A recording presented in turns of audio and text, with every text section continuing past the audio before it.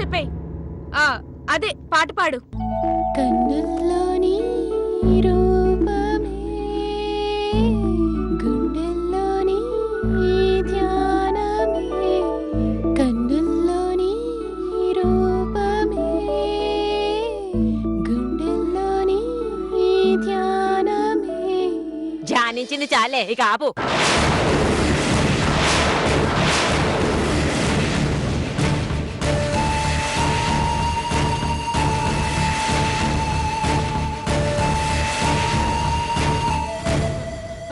Okay okay, ఇప్పుడు last వంతు. పాటతో పాటు ఆటను కూడా ఎంజాయ్ చేయండి.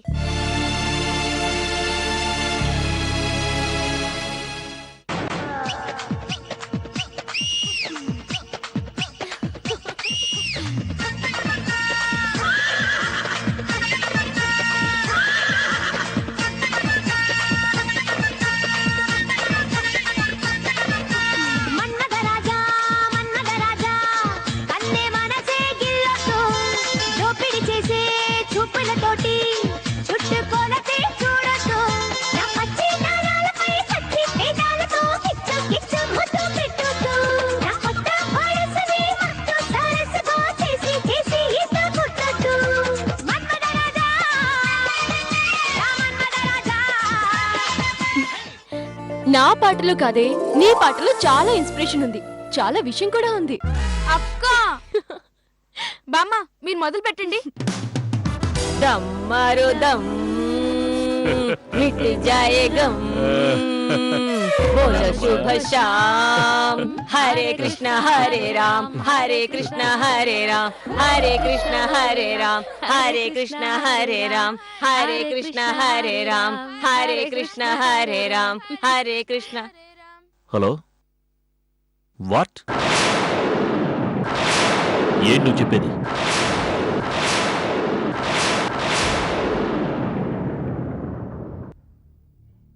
ఇప్పుడు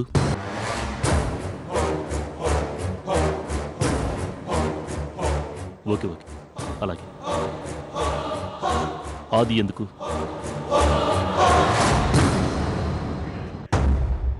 ఇది వాడికి సంబంధం లేని విషయం.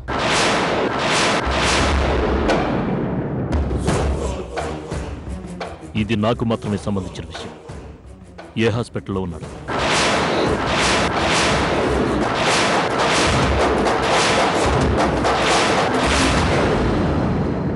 ఏంటి హాస్పిటల్ అంటున్నాడు?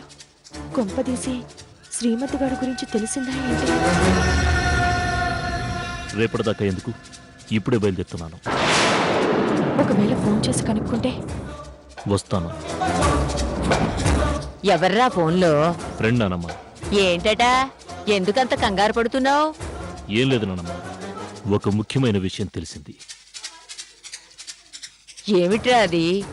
వచ్చాక చెప్తాను గాని ముందు నేను వెళ్ళిన పని సక్సెస్ కావాలని ఆశీర్వదించు. నీకెప్పుడూ జయవేరా. అబే, ఏమైందిరా? అంత కంగారు పడాల్సింది ఏమీ లేదమ్మా, చిన్న విషయమే. వచ్చాక చెప్తానుగా. బాయ్ బాయ్ భూమి. ఈ నైట్ లో ఇంత వచ్చేటిగా ఎక్కడికండి? వచ్చాక చెప్తానన్నాను కదా. Be cool, don't worry. Good night, bye.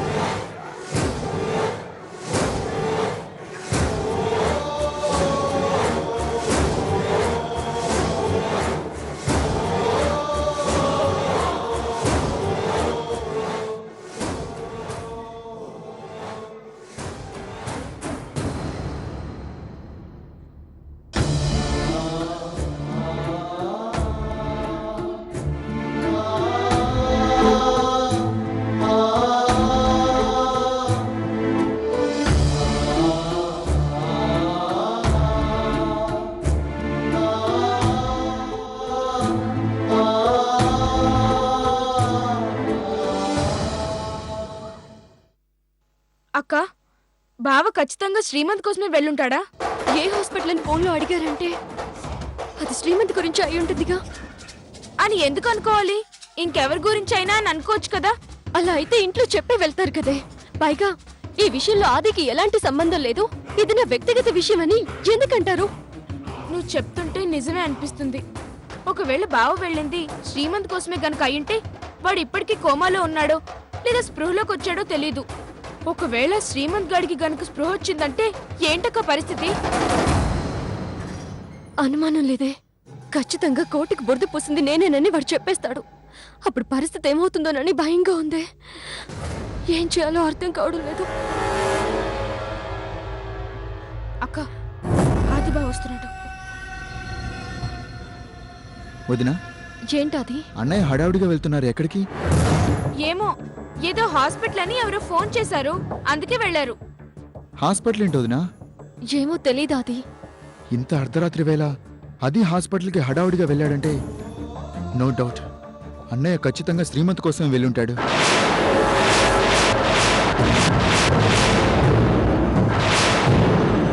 అదే అంత ఖచ్చితంగా ఎలా చెప్పగలవా అది? ఎలా అంటే అన్నయ్య వెళ్ళేటప్పుడు నా వైపు చాలా సీరియస్గా చూసి వెళ్ళాడు వదినా. సందేహమే లేదు, అన్నయ్య వెళ్ళింది ఖచ్చితంగా వాడి కోసమే. అసలు ఆ శ్రీమంత్ గాన్ని నా దగ్గర నుంచి ఎవడు తీసుకెళ్లాడో ఎలా తీసుకెళ్లారో నాకిప్పటికీ అర్థం కావట్లేదు. ఇప్పుడు నా గురించి వాడు ఏం చెప్తాడోనని అంతా భయంగా ఉంది వదినా. అన్నీ ఇప్పుడిప్పుడే సర్దుకుంటున్నాయన్న టైంలో ఈ సమస్య వచ్చి పడింది. ఈ సమస్య ఎలాంటి పరిస్థితులకు దారితీస్తుందో అర్థం కావడం లేదు. తలుచుకుంటుంటేనే మతిపోతుంది, వెన్నులో వణుకు పుడుతుంది. ఇప్పుడేం చేయాలో అర్థం కావడం లేదు వదినా.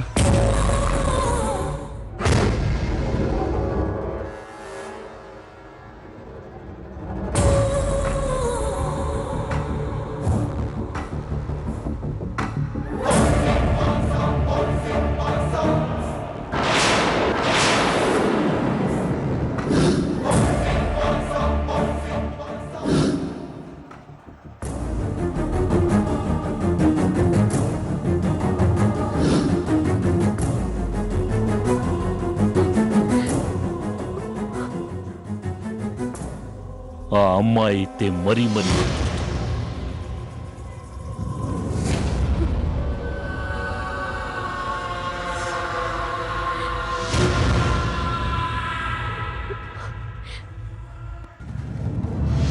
అసలు మర్చిపోతే కదా ప్రత్యేకంగా గుర్తు తెచ్చుకోవడానికి.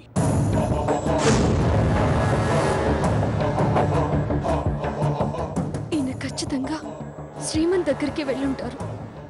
వాడు తప్పకుండా నా పేరే చెప్తాడు, అనుమానమే లేదు.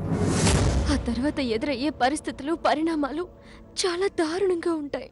శ్రీమంత్ గడు నా గురించి చెప్పి ఆ తర్వాత ఆయన వచ్చి ఎందుకు ఈ నిజాన్ని నా దగ్గర దాచి నన్ను మోసం చేశావని ప్రశ్నించడానికంటే ముందే నేనే జరిగిన విషయం చెప్పేస్తే బెటర్. ఏం జరిగితే అది జరుగుతుంది. అన్నిటికీ ఆ భగవంతుడే ఉన్నాడు.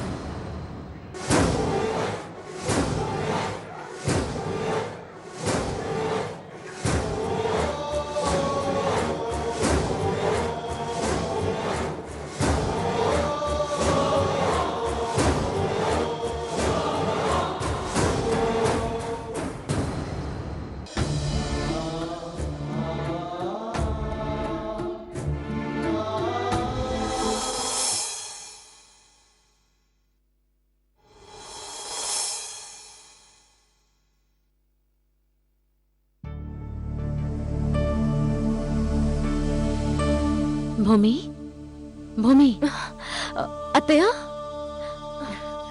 కూర్చోమ్మా. ఏంటత్తయ్య? ఏంటమ్మా అలా ఉన్నావు? హెల్త్ బాలేదా? అలాంటిదేం లేదత్తయ్య, బానే ఉన్నాను. మరి ఇంత టైం అయినా ఇంకా అలా నిద్రపోతూనే ఉన్నావేంటి? ఏం లేదత్తయ్య, కొంచెం తలనొప్పిగా ఉంది అందుకే. కారణం నేను ఊహించగలనమ్మా. నువ్వు ఎక్కువగా ఆలోచిస్తున్నావు. నువ్వు ఆలోచిస్తున్నది రాత్రి అబ్బి అలా హడావిడిగా వెళ్ళిన విషయమే కదా. చూడమ్మా, వాడలా వెళ్ళినందుకు నువ్వు టెన్షన్ పడుతున్నావు, కానీ నేను మాత్రం ఒక రకంగా ఆనందపడుతున్నాను. అవునమ్మా, వాడి కోటుకు బురద పూసిన అమ్మాయి దొరికేదాకా వాడు ఊరుకోడు.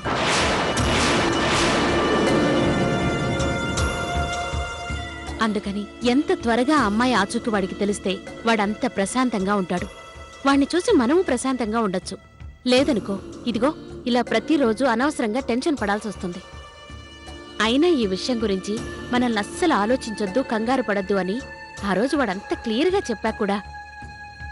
ఇంకా ఎందుకమ్మా ఆలోచించటం అర్థం లేకుండా? పద, బయటికి వెళదాం. పద రా. సింధు, ఏమైంది సింధు? సింధు, అమ్మా సింధుకి ఏమైంది? ఎందుకు వాతులు చేసుకుంటుంది?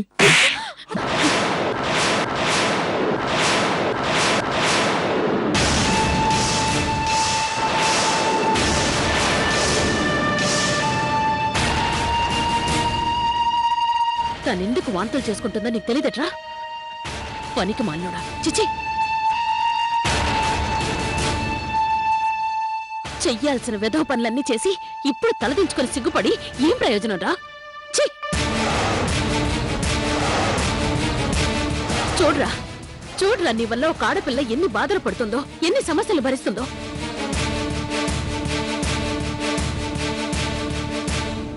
నువ్విలాంటి వెధవ పని చేసుండకపోతే మీరీ పాటికి పెళ్లి చేసుకుని సంతోషంగా ఉండేవాళ్ళం.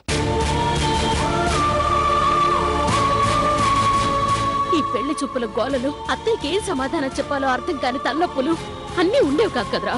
చూడ్రా, నీ వల్ల ఇంట్లో ఎవరికి మనశ్శాంతి లేకుండా పోతోంది. అత్తయ్య ప్లీజ్, ఆయన ఒక్కళ్ళనే అనకండి. ఇన్ని సమస్యలు రావటానికి ఆయనంత కారణము, నేను అంతే కారణం. మీరేదైనా అనాలనుకుంటే ఇద్దరిని అనండి.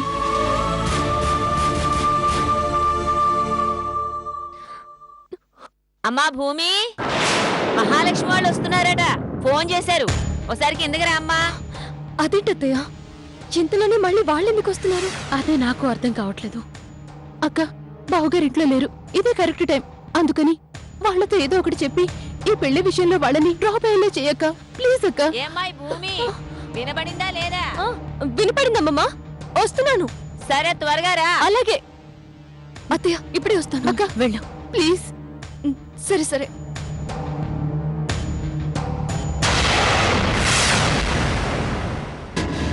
అమ్మమ్మా, పిలిచారేంటి? కూర్చో, చెబుతాను. ఏం లేదమ్మాయ్, మొన్న మన ఆదిని చూసుకుని వెళ్ళలే ఆ మహాలక్ష్మి వాళ్ళు, ఆ. వాళ్ళు ఈ రోజు వస్తున్నారట. ఎందుకమ్మమ్మా? ఎందుకంటే ఏం చెప్పనే, మనవాడు వాళ్ళకి పిచ్చి పిచ్చిగా నచ్చాడట.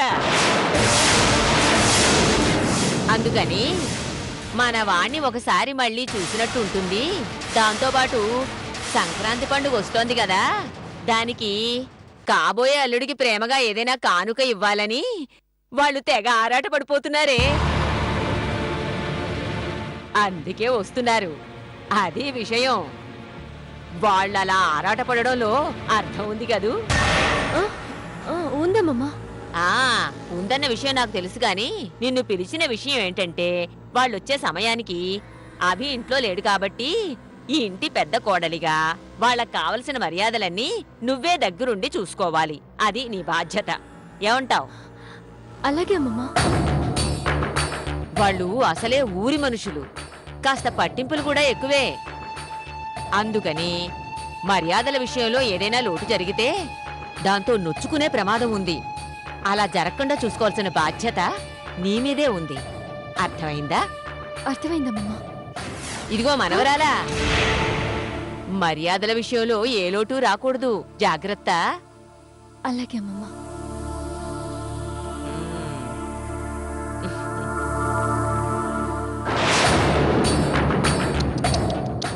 నిన్ను చూస్తుంటే బాధేస్తోంది భూమి. ఒకవైపు అర్థం కాని మొగుడు, ఇంకోవైపు అడ్డగోలు సమస్యలు. ఈ రెండిటి మధ్య నువ్వు నలిగిపోవడం చూస్తుంటే నిజంగా నా గుండె తరుక్కుపోతుందనుకో. ప్రతి ఆడపిల్లకి 3 ముళ్ళతో కష్టాల ముడులు 7 అడుగులతో ఏడుపులు మొదలవుతాయని అందరూ అంటుంటే ఏదో సరదాగా అంటారనుకున్నాను. నీలాంటి వాళ్ళని చూసి అలా అంటారని ఇప్పుడు తెలిసింది. మొగుడు సంసారం కొత్త ప్రపంచమని కోటి కలలతో ఇక్కడికొచ్చాం. పాపం వచ్చిన దగ్గర నుండి కష్టాలు కన్నీళ్లే తప్ప సంతోషాలు సరదాలనేవి లేవాయే. పాపం నీకైతే ఎలా ఉందో కానీ నాకు మాత్రం నిన్ను చూస్తుంటే పిచ్చ కామెడీగా ఉందనుకో. నవ్వు ఆపుకుందామన్నా ఆగట్లేదు.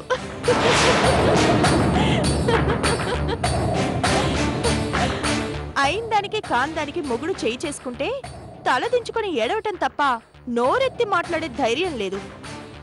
నోట్లో నాలుక లేని అమాయకురాలివి కాబట్టి అలా ఉంటున్నావులే అనుకుంటే, అలా కాకుండా దేశాన్నే ఏలగలిగిన మహా తెలివితేటలున్నాయి నీకు.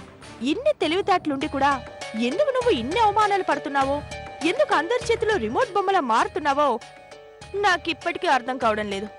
ఇన్ని బాధలు పడే కంటే ఈ కొంపటి మనుషుల్ని వదిలేసి వెళ్తే బావుండు అన్న ఆలోచన రాని నిన్ను చూసి ఎలా నా సానుభూతి ప్రకటించాలో అర్థం కావడం లేదు. అయిపోయిందా? ఇంకా ఏమైనా ఉందా? చెండి, నన్ను చూస్తుంటే నీకు బాధగా ఉందా? కానీ నిన్ను చూస్తుంటే నాకు జాలిగా ఉందాను. ఇప్పటిదాకా నిన్ను చూసి చాలా తెలివైందని అనుకున్నాను. కానీ నీ మాటలు విన్నాక నువ్వెంత అమాయకురాలువో అర్థమవుతుంది. అన్నిటికంటే నీ మనసులో ఉన్న అసలు ఆలోచన ఏంటో అర్థమవుతుంది. ఏమన్నావు? 3 ముళ్ళతో కష్టాల ముళ్ళు 7 అడుగులతో ఏడుపు మొదలవుతాయా? పిచ్చాను. అసలు నీకు 3 ముళ్ళ విలువ 7 అడుగుల గొప్పతనం గురించి తెలుసా? ఒక ఆడ మగని జన్మ జన్మలకి ముడివేసే మానసిక బంధం 3 ముళ్ళైతే ఆ బంధాన్ని 10 కాలాల పాటు పదిలంగా ఉంచటం కోసం వేసే తొలి అడుగులే 7 అడుగులు.